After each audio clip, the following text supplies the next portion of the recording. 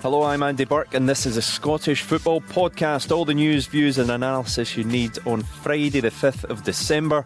And the World Cup draw has been made. It's Scotland, Morocco, Haiti and Brazil. Hey. Ooh, look at the cheers. The record 5-time champions. We'll chat through Scotland's draw and hear from the national team head coach. So we're playing three top sides for three different continents of the world, and that's what the World Cup's all about. So no, I think a really good draw. No, bring it on. And from some of the players who helped Scotland qualify for the World Cup for the first time since 1998. Lyndon, Dykes trying to bring that under control, and the goalkeeper, he's giving it straight to Dykes. It must be. Yes! It's a goal! Lyndon Dykes seals the victory for Scotland. An absolute horror show from the goalkeeper Celtic, who spilled it at Dykes' foot, and he just swept it into the top corner. The Scottish Football Podcast. Yes, great to have your company. We are giving immediate reaction to what we've just seen. Tom English is alongside me. Tom, it was a big old build-up. The ceremony itself was fairly intolerable. We were waiting and waiting and waiting, but finally the draw came. Brazil, Morocco and Haiti. We'll get into that in a moment, but have you ever enjoyed one of these ceremonies for these draws for big events? No. It was a bit like the Eurovision Song Contest at times, more than the World Cup draw. No, they're just endless. They're all addicted to the show. It's like a show. Yeah. And actually, the draw is almost incidental. It's the bit that they stick in at the end, after Robbie Williams and Village People and whoever else, Andrea Bocelli and Heidi Klum and Rio Ferdinand. Yeah. We saw more of Rio Ferdinand than we saw of anybody else. Well, apart from Donald Trump. Right, we're going to get the thoughts of former Scotland international Pat Nevin now. Pat, the draw has been made. There was such a big build-up. 28 years we waited, and it felt that long waiting for that ceremony to wrap up and get into the actual draw itself. But Brazil, Morocco, Haiti, what's your initial reaction to that? Well, first of all, the less said about the time taken to do the draw, the better, or anything that was said, done or seen in it. It was horrific and cringe-worthy. But yeah, I mean, we kind of know what it's like. We get unlucky with draws sometimes, and that's a particularly unlucky one, I think, for us. I mean, Brazil, really tough gig. We know what's going to be. They always are. I've known better Brazil teams, but, you know, they've still got a lot of strength and depth there. The real disappointing one for me is the Moroccans. I followed them for most of their games in the last World Cup, and I fell madly in love with them. I've just suddenly fell madly out of love with them. But they were a joy to watch. They were so exciting, so positive. But a lot of very, very good players as well.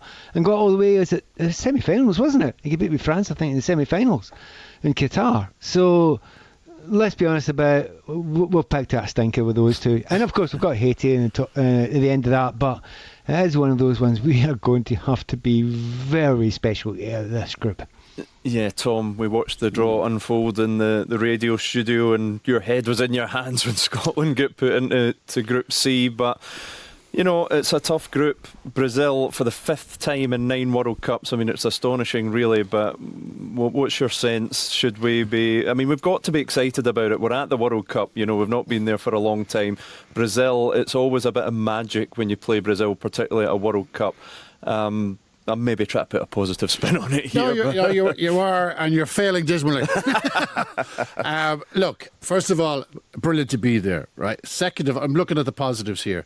Haiti is a good draw in pot 4. Haiti's fans will not be allowed into the country because of Donald Trump has banned the fans.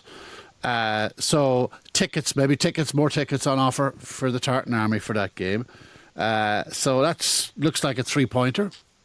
We don't know how many points it's going to take. How many times have we said that about teams like Iran and Peru and World Cups and years ago? But you're living in the past. Costa Rica. You're living in the past. You got to look to the bright future. I carry the scars with me. I know you do. But I'm normally it's my job to be pessimistic. I'm going to try and be optimistic here. First of all, it's fantastic, right? Being in the World Cup, unbelievable. Playing Brazil in the World Cup, glamour. Pat's right. Brazil did not have a good qualifying campaign. I think they finished 5th in South America. Right? They quite often do, though, don't they? They do. It's quite a long qualifying campaign. But they're not vintage. They have come through kind of unconvincingly in previous World Cups, and then it comes to the crunch. Not so much recently, admittedly. It's been a while. I mean, Argentina, Ecuador, Colombia and Uruguay, I think, all finished ahead of Brazil. So, okay, it's not scary. The jersey is obviously iconic, and it's it is a bit daunting. But this iteration of the Brazilian team is not terrifying. Morocco, very good side. Very, very good side. Qualified well. That's going to be a very, very tricky game. But Scotland are in there fighting, And the Haiti game, and travel-wise, it's going to be good. The games look like they're going to be on the eastern seaboard, so that's fine. So yeah, that's. Well, how am I doing? Am I doing okay on the old positivity? Right. Pat, how am I doing here? We're very impressed, actually. Thanks. To be fair, see, as a player, I'll tell you the honest truth as a player and as a manager as well. The one thing that you think is we're there, and you're going to have to play some decent teams if you're going to get any distance in any competition. Now, we look upon it historically as, it's a World Cup, we always get knocked out, we never get through the group stages. Players just don't think it. They'll say it out loud, but what they're thinking is, right, we've got to go and fight against them. And we've had some right good results in the last number of years against the likes of Spain. And the Danes weren't a bad side as well. And you look back and you think, actually, we've actually held some pretty good sides as well. We went through that little phase where we got absolutely battered by a few of the big teams in a row. I remember that, the French, the English, etc. But, the Scotland players know, look, if we put up a real organised front, and don't even have to play our best, we can now and again sneak out a result. And it's one of those ones, we look at the teams in it, maybe forget about that. Points. Tom's right. 3 points against Haiti must be a given. If you don't beat them, don't deserve to go through. Full stop. But you need 1 point from somewhere else. And that's it. Yeah, I'm looking at Morocco's results, some friendlies, some qualifiers.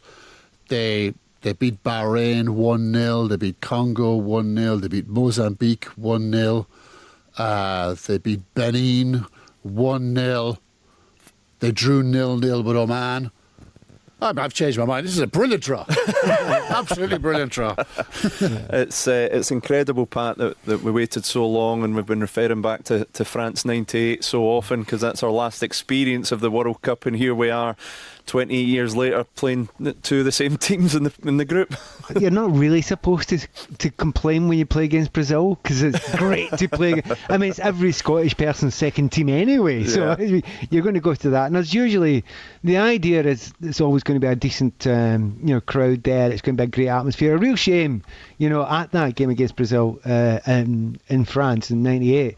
I was gutted about it, because being there expecting this immense noise and great colour and everything, and of course all the corporates had bought up all the tickets. There was only a very small number of Scotland fans and a very small number of Brazilians in. So I'm happy it's not the opening game. I'm delighted with that, because you make a whole bunch of Scots, a whole bunch of Brazilians, and we can have a party. Yeah, absolutely. That is what we're going to do. Right, let's get the reaction now of the Scotland head coach, Steve Clarke, to that World Cup. Steve, just your initial reaction to that draw? Yeah, it's good. Took a long time to get to the draw, mind. But no, listen, the draw's fantastic. One of the big things in my head was no European teams. So we're playing three top sides for three different continents of the world, and that's what the World Cup's all about. So no, I think a really good draw. Yeah, Brazil, obviously, they bring all that magic with them too. I mean, that's so exciting, isn't it, to be facing them? Yeah, and we're going to bring a little bit of magic as well, hopefully. So no, it's great to play them. Obviously, if you go back to 1998, which is a long time ago, Brazil and Morocco were in the group, so there's a little quirk of fate. Haiti, as the pot 4 team, will be difficult. They won the qualifying section quite comfortably, but we managed to win ours as well, so no, bring it on. What was it like in there in the auditorium listening to it? I mean, it must have been a very proud moment for you. What were the emotions like when the draw was being made? No, I think it's great to be involved in the draw. The biggest thing was the last time we went to a World Cup draw, we were in one of the pathways, so you're there but you're not really there. This time, when you get drawn out the hat and the saltires up there and you see the name Scotland, it was pretty special. And obviously the Brazilian manager, Carlo Ancelotti, you'll have come across him in your career before, have you? Had a wily old fox, he knows what he's doing too, doesn't he? Yeah, I've came across Carlo a couple of times. We've not worked with him, whatever, but obviously we know each other. I know one or two of his backroom staff as well. So it's a great draw. Anytime you draw Brazil, you get to play Brazil, especially in the World Cup. Is going to be a special occasion. So the Brazilian fans are great, but the Tartan Army is pretty special as well. Absolutely. In terms of what you do now for preparations, firstly in terms of finding that base for where you're going to be in the World Cup, what's the procedure? Now is just to go out and look round about where we think the matches are going to be. We'll try and source a good base for the players will be comfortable and feel at home. Get a nice pitch, nice hotel, make ourselves at home here in America, and hopefully go on to great things. And in terms of preparations on the pitch as well, friendlies that you'll want to arrange, you'll want to kind of arrange friendly against teams of a kind of similar ilk, will you, for the ones that you're facing? That would be the perfect scenario, but obviously you've got to wait and see who's available and when they're available. If we could play one team at least from every one of those continents in a friendly match, that would be ideal preparation, so we'll try and do that. And in terms of the squad, you probably know your core squad, but the likes of Harvey Barnes has been mentioned as coming into Scotland. Is that something that you're going to pursue? Can you tell us, has there been an approach for him? No, I think for now is to complement the players who've qualified, is concentrate on that squad. Anything else can be for the future. For now is just for the players who qualified, who helped us to qualify, for them to enjoy the draw and look forward to it. Right, those the thoughts of Steve Clarke, the Scotland head coach, to that World Cup draw. Scotland in Group C with Brazil, Morocco and Haiti. Steve Clarke's a guy you know really well, Pat. How do you think you'll be feeling right now about the draw, but also just the prospect of leading Scotland into a World Cup? Well, he kind of needs to mirror the nation at the moment, and the nation was so hyper excited after that 4-2. I'm officially calling it now the 4-2 game, right? Don't need to say any more than that, yeah. Right? So it's brilliant. So, but also the reality has to be brought back in, and now the real job actually begins, and he'll just be getting right down to it. He'll know plenty about the teams already. He'll believe in that group. Honestly, he will believe in it. We thought we could beat the Moroccans the last time, and we didn't. We got hammered by the Moroccans last time, and they're a good team, and they're on a brilliant run just now. Are they unbeatable? No. We can do it. We can do a job on them. And there's sometimes that last time we went against Morocco, we went in as underdogs. We went in as favourites. Sorry, we're going in as underdogs now. I prefer that, and I think Stevie Clarke will too. Magic, Pat, thanks very much for taking the time, mate. Really appreciate it. Pleasure. See you, Lynn. Catch up with you Bye, soon. Tom. See you, mate. Take care.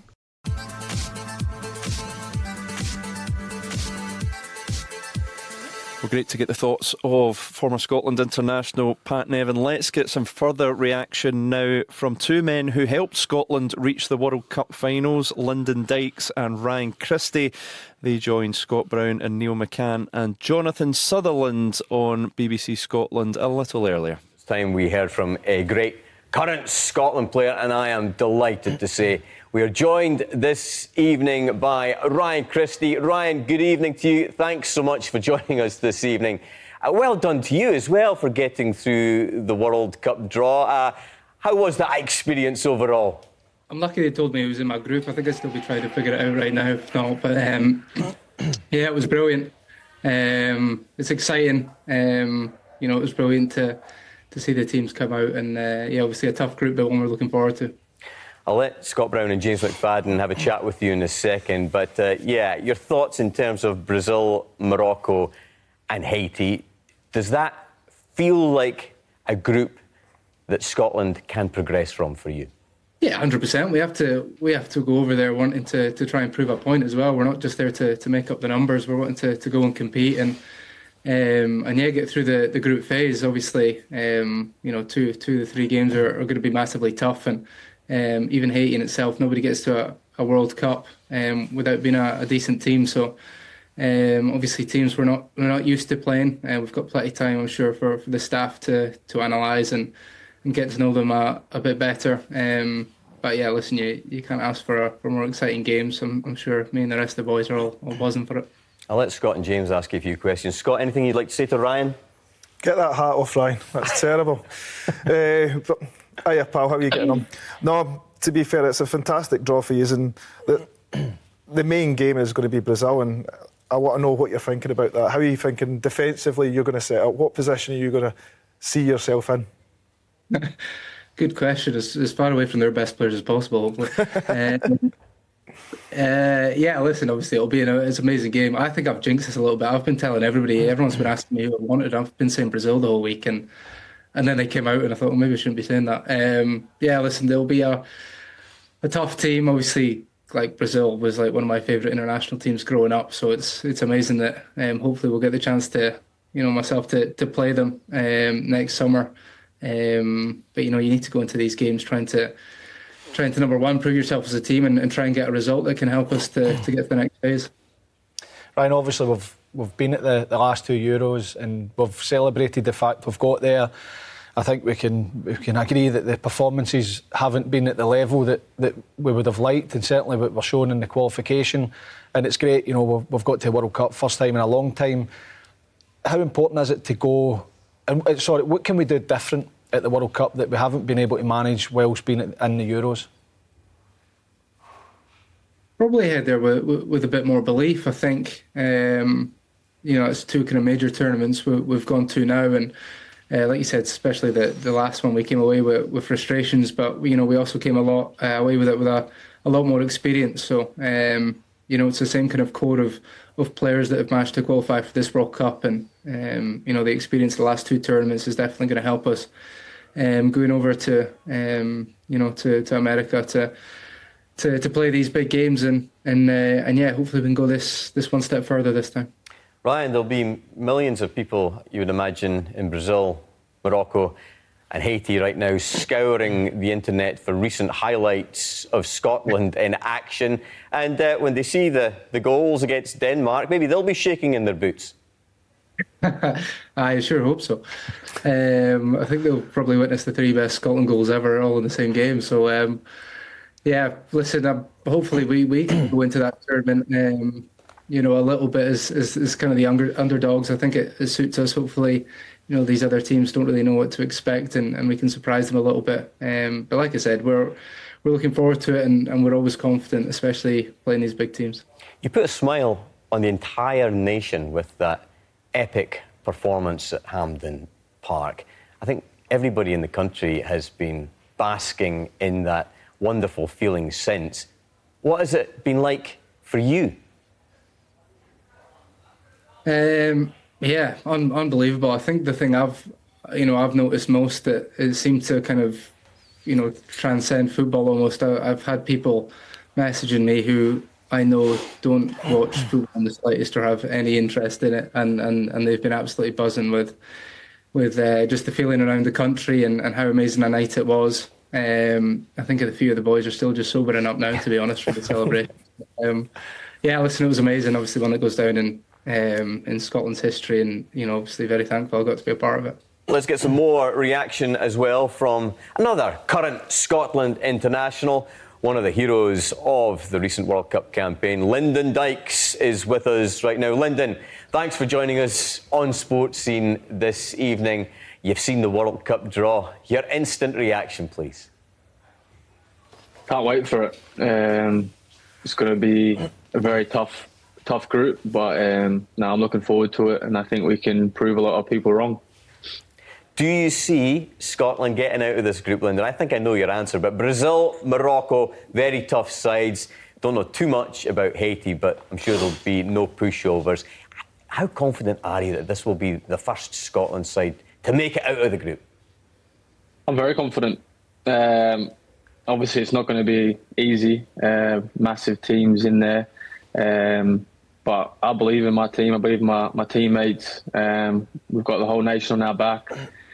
We've proved it before against big teams. And we just need to make sure we turn up in the games that we need to, because there's going to be no room for mistakes.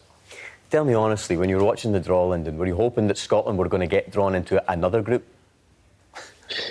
I was a little bit. Obviously, I was looking at the next group over with USA and Australia in it. I thought that would have been quite funny to get Australia. But like Ryan said before, I think obviously getting Brazil and the iconic, the game, obviously everyone knows Brazil growing up. It was that team you used on FIFA when it was just too unfair with the players that they've had in their home. the lifetime of playing with them. So I think whoever we got, I was happy because it's been a massive achievement to get there. But I think, like the boys were saying before, now we have to make sure we try and give it our all, and don't leave anything on the pitch like before. I'll let you have a quick chat with Scott Brown and James McFadden. Scott, what would you like to say to Lyndon? Lyndon's, congrats for getting there. How's he feeling in the camp after, obviously, yous getting there, and now I'm sure your group chat will be going absolute wild, especially with, obviously, Brazil in there, Morocco, and now Haiti. How's the lads feeling? Yeah, I mean, obviously, the last games were unbelievable. The whole celebration, I felt like it was just meant to be. Obviously, you know, the first game against Greece and Belarus, obviously doing a job for us. It just happened to. I felt like the next game, obviously coming, it was just destined for us to win that. It didn't have to go the way it did because I think a lot of people had a few heart attacks in that game, including myself. But I think everyone sees how close we are as a team. The group chat's been going crazy right now. We're all speaking to each other, and we're all looking forward to it. And I think that's one of our core strengths, especially in big games. You need to have everyone's back, and you have to have a brotherhood about us, and that's what we've got, and that's what we've built for a while now. But we get through big important games together, and then I feel like the whole crowd and the whole nation jumps on our back, and I feel like sometimes we're unstoppable. So yeah, I mean, I'm looking forward to it, and I think we should be full positive about it, even though there is massive teams in it. Is that the message, Lyndon? Because, you know, we've had to qualify through playoffs to get to the Euros. Now we know, obviously, the qualification. You've got to enjoy the draw. Is the message been go and enjoy yourselves, which I'm sure a lot of you did for a number of days afterwards, but go and really put on a show in the world's biggest stage? Yeah, 100%. I think you have to enjoy yourself, because when we enjoy ourselves off the pitch and on the pitch, we do well. The whole week leading up to the two important games last week, we had a massive traders game. Every single player in the whole squad played. It went on for the whole week, and it was probably one of the best weeks we all had. And funny enough, we got to the World Cup at the end of it. So I think we have to be going in just as we always do. I think I'm always positive, so I think we can get out of the group. Lyndon, you're obviously very well travelled. It gets sorted out tomorrow in terms of like where the matches are, venues, all that sort of thing. Is there any particular part of North America that you would like in particular, or any part that you would like to avoid? To be honest, I ain't got a clue. I ain't got a Scooby-Doo. I only went to America once, and that was in the summer there. I went to LA and Vegas, and it was great there, to be honest. So I'm sure wherever we go, we'll take over, and yeah, I'm happy wherever. It's something to look forward to regardless. Lyndon, listen, thank you very much for joining us this evening on Sports Scene. Lyndon Dykes there, fantastic. Good stuff to hear from Ryan Christie and Lyndon Dykes. We have to just revel in this moment and keep on thinking back to that Denmark match, Scott, and the amount of belief that performance, those goals must give this current Scotland squad. I mean, it's hard to kind of underestimate how much good feeling that gives this squad going into this World Cup next year against tough opposition. 100%. It's, as Ryan says, probably three of the best goals that Scotland's ever scored, and everyone talks about Archie Gamel's goal, but like, those three goals were unbelievable. I was shouting at the telly going to Kenny, what are you doing? It's 3v2. We're 3-2 up, relax. And to be fair, when he sees Smyk off the line and he does that, the whole place erupts, and it's an unbelievable feeling, because the confidence of the lads to come back after going to 2-2 as well, to go back to then Kieran to score that goal, it was meant to be, as what the lads were talking about as well. And small details, we got everything spot on that night. Well, Tom, as we know, the Tartan Army will have been sitting poised over their keyboards and devices, waiting on the draw. Still not absolute confirmation of the venues of the games, but there's enough clues in there that I'd imagine a lot of them will be getting cracking on their travel and accommodation. Yeah, and I think Scotland have, while might have been unlucky in the draw, have caught a major break in the likely venues here. So June 13 versus Haiti in New York or Boston. So all these games on the eastern seaboard. June 19 versus Morocco in Philadelphia or Boston. Now, there's about a 300-400 mile difference. So you could base yourself in one of those cities and go to both games by train, by road. It's very, very manageable. A lot of other groups, that's impossible. And the third game, June 24th versus Brazil in Miami or Atlanta. That's different, but, that's fine. Interesting. Haiti, first game. Win that game. I know what you're saying. Don't come to me with your negativity, Berkey. Win that game. We can start to dream. You've got 1 foot into the next round.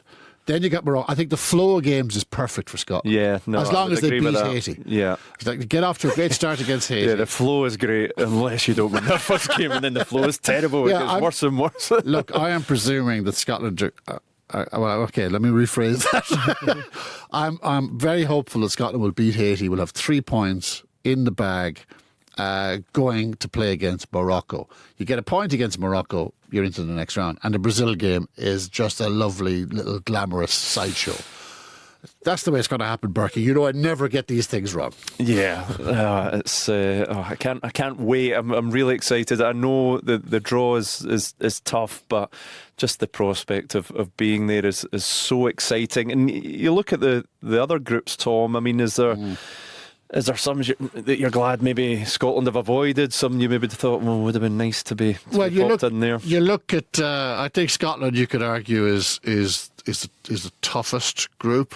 But France, Senegal, and Norway, Group I, that is hard. Nice rerun of the 2002 opener when Senegal turned over France famously. Yeah.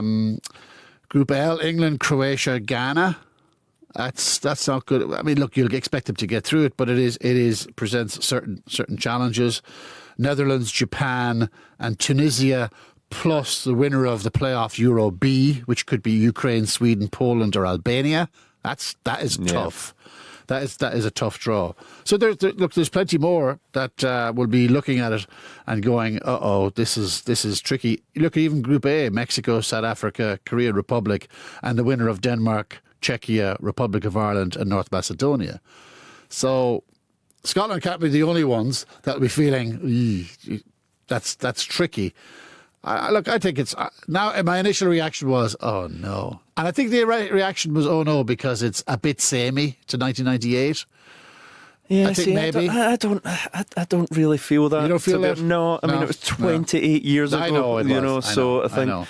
And I think there's great storylines with this group as well. 5th time, as I said earlier, that we've played Brazil in a World Cup. Yeah, we're due one over them. Morocco, the revenge mission. There's some nice narratives there, and I think maybe just overwhelming excitement is the feeling. And I think you're right. Maybe some Scotland fans would have been, as we were in the radio studio, thinking, "Don't come out in this group, don't come out in this group." And there we were. But I think the more people think about it and let it sink in, yes, it's daunting in many ways, but I think the overwhelming sense is just absolute excitement. Yeah. Look, if you wanted the dream draw, then you're looking at, Canada or America. But that pot too, unless you got Iran or maybe Australia, the rest of the teams are tough teams. Yeah. And the South American teams, I mean, I read somewhere today that Scotland's dream pot 2 team would be Ecuador. Ecuador are a really good team. They finished second in South America qualifying behind Argentina. With a mean defence. With a brilliant defence. Colombia as well. You really don't want Colombia. I'm not sure you want Norway or Croatia or Uruguay or Japan. So it's we're going to have to beat these Toms on the way. These teams on the way to the final, yeah. you know. So Morocco, it's tough, but it's supposed to be tough. Yeah, it's supposed to be tough. Is that a winnable game for Scotland? I would say at Scotland's best, absolutely it is. Haiti is winnable too. I liked Paul Lambert's line on the radio to us earlier. He said in 1998 when we got Morocco in the group, it was viewed as a walkover, and it was. They walked all over us. That's a great line. Great line from Paul. Yeah, but it is, so the group is fine. There's a bit of glamour there in terms of Brazil. There's a very, very winnable game in terms of Haiti, and that could have been Italy, or the playoff that Italy is Italy. Who is it? Italy, Northern Ireland, Wales, and Bosnia Herzegovina. You probably say Italy are favourites, but Wales are good. Northern Ireland are developing fast as well. That could have been Scotland's fate in pot 4. So they've avoided that. They've caught a break there.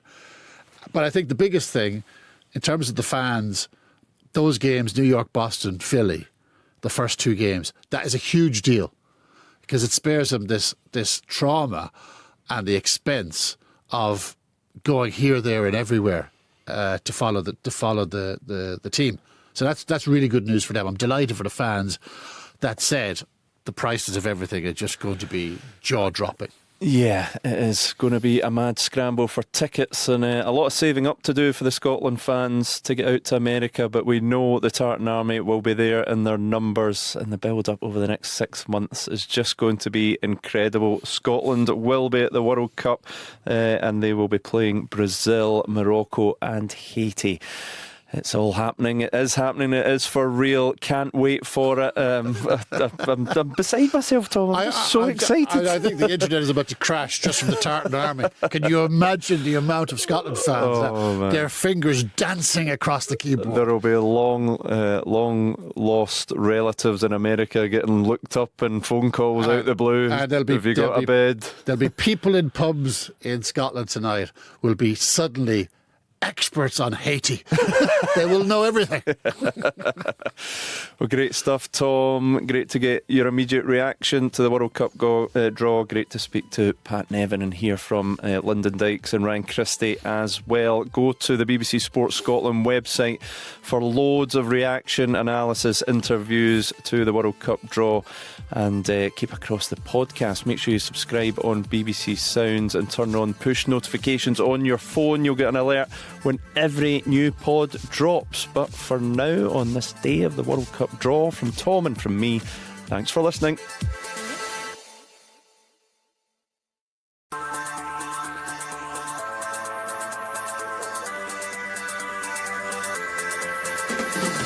Hello, I'm Jonathan Sutherland, and this is the Scottish Football Podcast. All the news, views, and analysis you need on Monday, the 8th of December.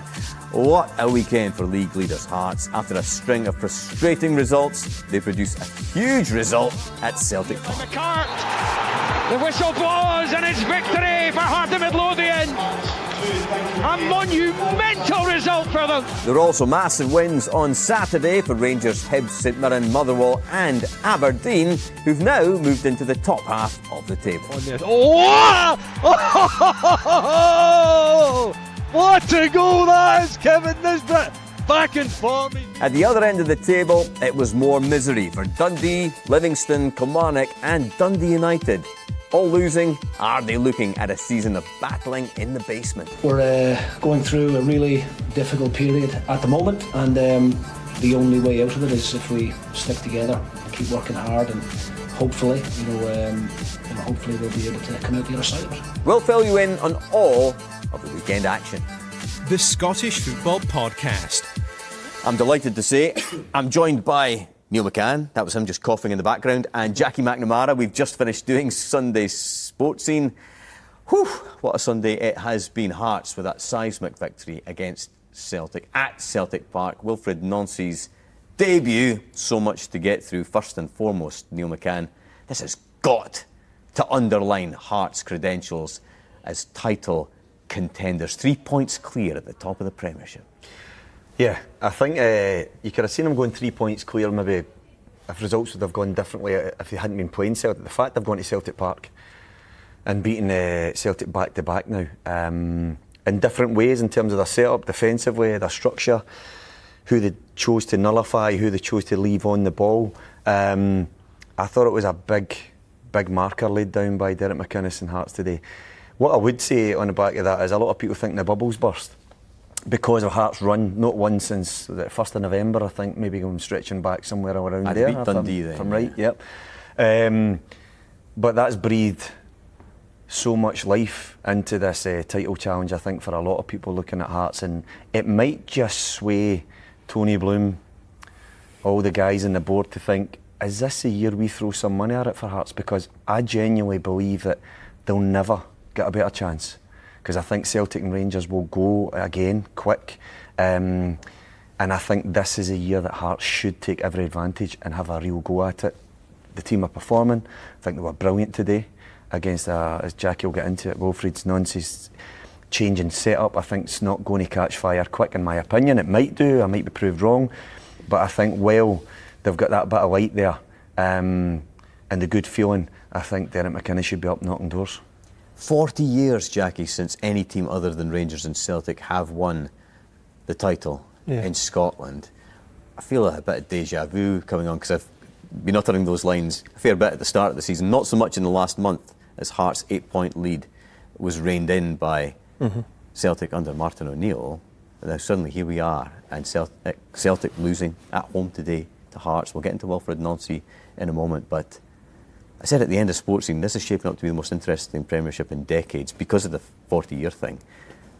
I mean, it does look like that, because you do have Rangers and Motherwell not too far away actually from Celtic and Hearts still. You do, yeah, and I think it's obviously good for the neutrals. Martin, I thought he turned it around there. He had done a fantastic job, won 7 out of 8.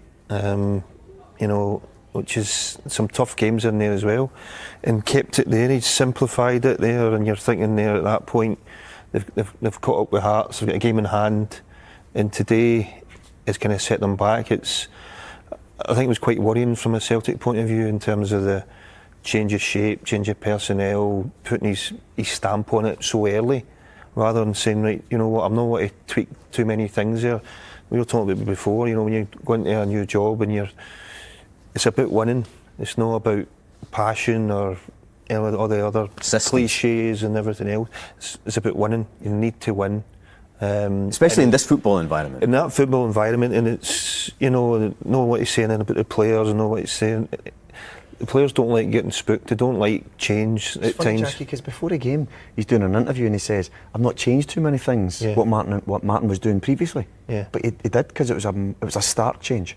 This is a team that's been playing pretty much 4-3-3, 4-2-3-1 type football for a number of seasons. It's a massive change. It is. But I mean, I've played under Martin. I know exactly what he'd be saying to them in the dressing room and how he's kind of turned it around. He's simplified it by saying to them, look, get the shackles off, go and get at people, especially the wingers. Yang's been a different player under Martin. McCann came in the last few games, but other ones had Tatty with a bit more freedom to get forward, finding little gaps that he couldn't get today. And Engels was better. So you could go through the whole team, the system, even the bits that are worrying, even defensively. Neil touched on it earlier about 3 left-sided centre-backs. If you're going up against that, that's one area that you would target. Yeah. You don't have a recognised right full-back or right-sider. You had Yang, right wing-back, who's not defensively minded, who has not been used to doing that. I mean, I've played that position, wing-back. It's a really demanding position. Sure. You're judged on defending and attacking, but you need to be really, really fit to play it. I'm not saying he's not, but to go and do that so quickly against such a big game it was today against Hearts, to set the marker down, to change things and get that 3 points ahead with a game in hand would have really taken the club forward, and if anything, it's taken it back again. Do you think there's any chance that Wilfried Nancy will change his style between now and the Roma match? Or does he just have to carry on with what is clearly his system, his philosophy? I don't see he will. I mean, you see his interview after it. He's talking about it wasn't the system, it wasn't. So he's not looking for anything there. he won't see that as being his fault or changing things there. And so it's up to the players to respond and adapt. But the players have to respond regardless of, when your manager comes in, and that's why I was saying last week it was such a big gamble to change with Martin at this point, because when a new manager comes in, the best time to do it is pre-season. You get the group in and you get the whole pre-season to work on it. If you're changing a system, everybody knows their jobs. And what's come out of today's game, all the memes about a tactics board, that shouldn't be the case at this time of the season. Normally, if the team was losing, yes, a manager comes in and he'll implement his own ideas, but Celtic were going very, very well. So it was a big gamble to change it. A massive game against Roma coming up, which you worry about it, because you think that the quality they've got, they'll exploit them at the back. And a cup final, so it's a massive, massive week. From today and the first bit today, they've got wrong. See the thing is, Jackie, as well, like having played against you when I was at Rangers, having gone into coaching and then management, if you're going to change a structure of a team, I'm not against it. You can do it. You can actually, because other oppositions, different opposition will give you different trouble, and you think you need to set up a wee bit differently. If you've got the players to do that, I'm all for it. But look at what he did today. And he's using Yang, as you said, he's using Taneka on the other side. Very aggressive going forward.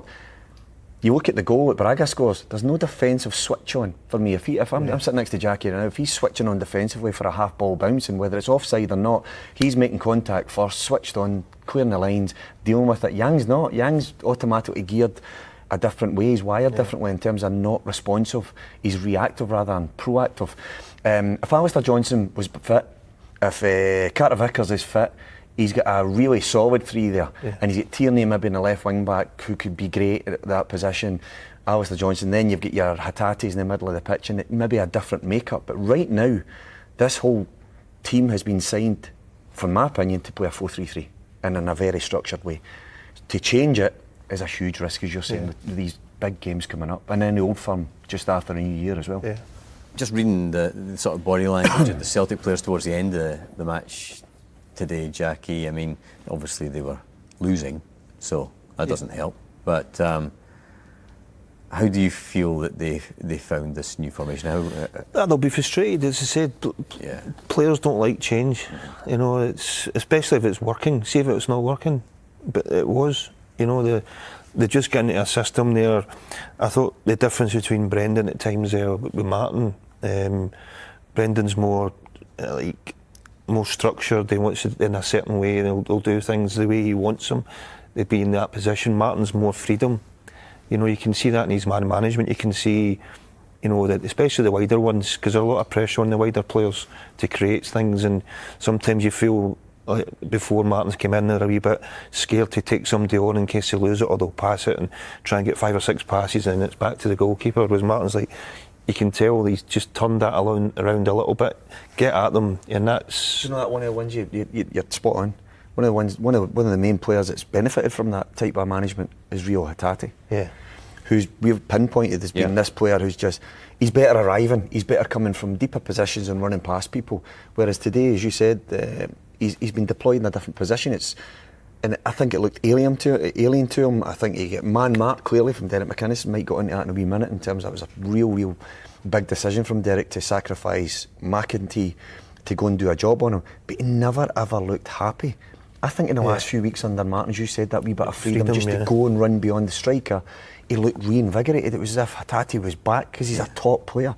Today, he just was anonymous. I mean, everybody talked about this being a baptism of fire for Wilfried Nancy in terms of today's match against Hearts, Roma midweek, and then a week today, the League Cup final against St Mirren Neill. I mean, the tactics board, if he wins, it's probably a quirky thing that's people have fun with, but today he loses, and so it becomes this big deal. Social media will be awash with memes, of course it is. How much will he learn about this football environment he suddenly finds himself in after today's result? He'll need to learn fast. That's one thing about Glasgow, you've got to think fast. If he starts winning games, it's an easy Christmas present for a lot of Celtic fans, that, and a nice wee tactic board's tucked in the stocking. But listen, we're making fun of it. He's just trying to get his message across visually. A lot of players are visual. You know, a lot of people, a lot of footballers don't take information on just by listening. Sometimes you've got to paint pictures. I don't ever think that Callum McGregor needs a picture painted, by the way, just for detail. But you can see he's just trying to get a message across to the captain that then he can relate to the rest of the team. This guy's clearly a very good coach. But as Jackie said, and I said to you last week, this is a huge risk because of the size of the games coming up. With Hearts League leaders coming to Celtic Park at the Cup final, the European game, to get traction and continue that, try and qualify, get to the next stages, and then getting towards the new year, big game against Rangers. So they've done so well dragging Hearts back into it. And what they've done is taken a risk by not giving Martin the chance to take the team to the Cup final or even to the new year period. I think the guy will come good, but the point you make is Glasgow is a graveyard for people actually who come in and get shocked. The resilient ones, and he looks a strong character. I think he will be. They need to be resilient. They need to just puff the chest out, make sure that if this is the way I'm going to go, they're strong with it. But the problem that Wilfried has got is that he's not got a massive amount of time on the grass. So then he really needs to get visual with his players and make sure that they're nailed in the detail and what he wants. And then, of course, once you get the detail and the structure, you've still got to allow a wee bit of freedom and bravery for the players to go and express themselves. It is an unforgiving football environment, but should be remembered, plenty of Celtic managers have lost the first game. Gordon Strachan, Armedia, Bratislava, Gibraltar, the Red Imps, they beat Brendan Rodgers, of course, and then Ange Postecoglou, he lost his first domestic game against Hearts at Tynecastle. In terms of Hearts, Neil, you mentioned about Derek McInnes working out how to snuff out Rio Hatate as well, and Craig Halkett, I think somebody that we've all been impressed by this season, and maybe an outside shot, and maybe not so much of an outside shot to get a call-up for Scotland with the World Cup coming up in the summer. Well, if you remember when he broke into the Scottish set-up, he got a couple of really horrible injuries. And it's such a shame because, I mean, he's not a wee skinny guy like myself, you know what I mean? He's a big solid boy, and that is difficult when you're sustaining long-term injuries and you're trying to get yourself back fit. But what he's done, he looks in incredible shape. He looks like he's back enjoying his football. He's playing in a team that's winning games, so he's getting a lot of personal confidence with that. Clean sheets here and there. And I think his leadership qualities is huge. He used to be rapid for a big boy. And I know at centre-back positions it's so important to have leadership qualities, and Big Craig's got that. So if you're playing in a team that's at the top of the league, why shouldn't you be spoken about getting into the national team? There'll be a lot of people putting the foot down to the pedal, try to get to that World Cup squad. But I think today he was a brilliant part of a really good defensive lineup today. Celtic, as Jackie spoke about when we did Sports Scene, was at dealing with crosses. I think they're delighted with putting crosses into the box because they're big lads, their timing's good, they're brave, they're going to attack things. But Craig's actually decent with the ball as well. He's a good footballer. So all in all, I think he should give himself every opportunity of pushing towards Steve Clarke's plans. If he can stay fit and Hearts can maintain their challenge, I think he'll be in with a right good shout, yeah.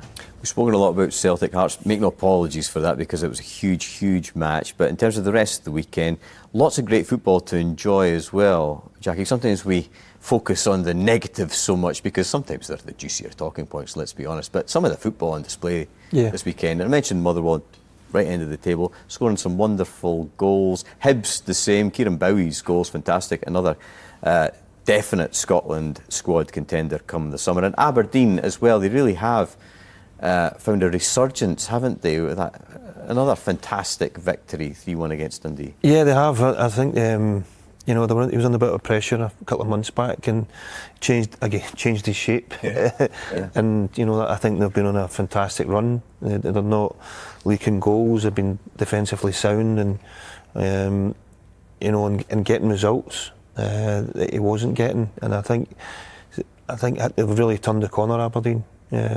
As other players come back in, Nisbet come back in, scoring yesterday as well, which was a big one for him. He's been on the sideline, he's a good strike. But they have got good players, Aberdeen. They have got good players, and you said last season, his first season, they started the season really, really well and tailed off. This season it's been a really slow start, but then he's tweaked his formation and got a real strong foundation defensively, and they're getting the rewards for that now. Rangers also with that big win away at Kilmarnock, 3-0. Bojan Miovski getting 2 goals after, I think, underwhelming performances up until that point, to be fair, for the former Aberdeen striker Neil. Huge European game as well coming up for Rangers against Ferencvaros midweek. I mean, I suppose the thing for Danny Röhl is that the Kilmarnock result cannot just be a flash in the pan. It has to be the building of momentum, doesn't it? No, I think it's been a good start from him, particularly in the league campaign. Managed to gain a bit of traction, gather some points back in Hearts and Celtic. But the European game, we've been disappointed going down. Or a man up and not closing the game out would have been so disappointing. Getting your strikers back scoring is so important. Any team, the spine of your team is so important, but I generally kind of go towards you're judged on how good your striker is or how many goals you're scoring. Certainly, if you're scoring goals, and you can afford to leak a few, but if you're not scoring goals, you're not going to win any football matches. You might keep a clean sheet and get a nick a draw on that. But so if you're looking at Chermiti, you're looking at Miovski, Danilo, and then you're throwing in from the wider positions. They're not scoring enough goals. Look at the goals that they've had taken ravaged from their team, and Dessers, Czerny, Iggeman last season. So there's 3 alone. I mean, with 40 odd goals there. So that's a massive miss. So it's really good for Bojan personally. But Rangers, Mikey Moore coming back in. Chermiti, of course, is a lot of pressure on that boy. But if you're getting at least one of your strikers now starting to find a bit of form, and he's shown form in the Premiership that he can bag goals, then it's good. Then you need to start kind of supplementing them with goals round about him.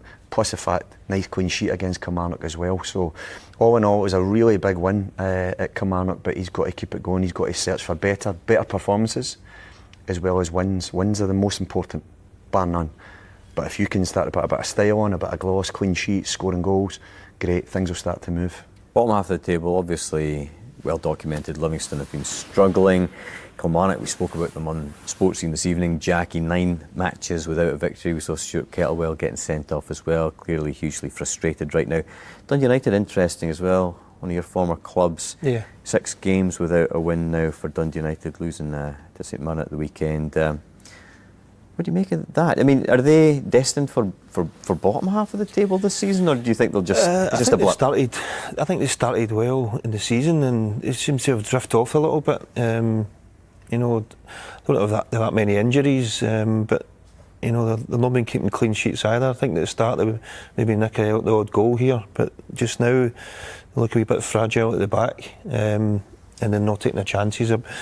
I think that's the big thing there. You can see the confidence there. The lad come through against St Mirren, 1v1 with the keeper, and he didn't look confident. You know, at the start of the season, he would put that away. Maybe overthinking it now and a bit of pressure on him a little bit. But you're in a bad run at the moment, and they really need a win to kick-start again. It's not something you sort of associate with Jim Goodwin's sides as well, because generally they're structured.